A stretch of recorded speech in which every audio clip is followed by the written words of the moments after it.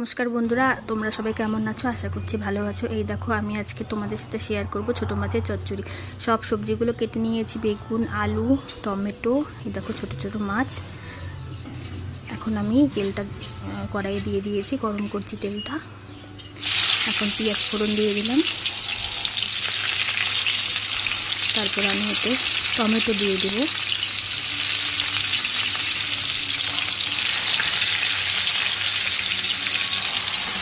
তারপর আস্তে আস্তে আমি সব সবজিগুলো দিয়ে দেবো, বেগুন, আলু।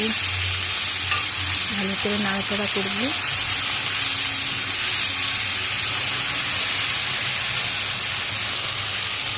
এর মধ্যে হলুদ, লবণ এবং পেঁয়াজ বাটা, একটু রসুন বাটা, টমেটো বাটা একটু অ্যাড করলাম।